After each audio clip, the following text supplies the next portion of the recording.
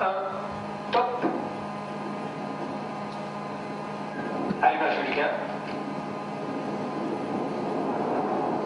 Allumage V, décollage. Dans cette salle de l'UTT, certains ont patienté près de 2 heures afin d'assister au lancement des 900 tonnes du lanceur Ariane 5. On a l'impression au même titre que les techniciens qui sont à la base de Kourou, donc je trouve ça intéressant. Sur un écran d'ordinateur, c'est quand même moins sympathique que dans un grand écran comme ça. Ce qui est réellement fascinant là-dedans, c'est de voir qu'en étant aussi petit, dans un univers aussi infini, on arrive à lancer des choses aussi lourdes.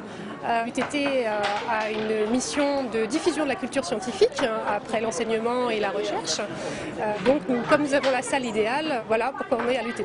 Seule l'UTT a la capacité réseau suffisante pour proposer cette vidéoprojection d'un défi technique un peu oublié. Ce sont les 2 étages à poudre, les EAP intégrés en Guyane française qui assurent 90% de cette poussée au décollage.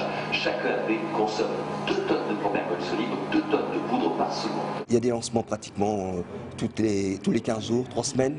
Si ce n'est pas les Américains, ce sont les Français, les Russes, les Chinois, les Iraniens qui s'y sont mis depuis quelques jours.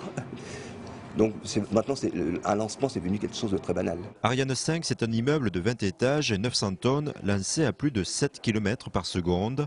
Les informations des satellites transiteront par l'aube. Alors ce qui est marrant, c'est que cette retransmission en direct passe via Bercenay jusqu'à l'UTT et puis et les satellites qui vont être envoyés aujourd'hui vont être en partie utilisés sur le site de Bercenay. Donc on est vraiment dans une cohésion du bassin aubois et dans la Champagne-Ardenne. Cette première s'inscrit dans l'année mondiale de l'astronomie. Les prochains vols dans l'infini sont planifiés en mars. Les thèmes, les éclipses et les naufragés de l'espace.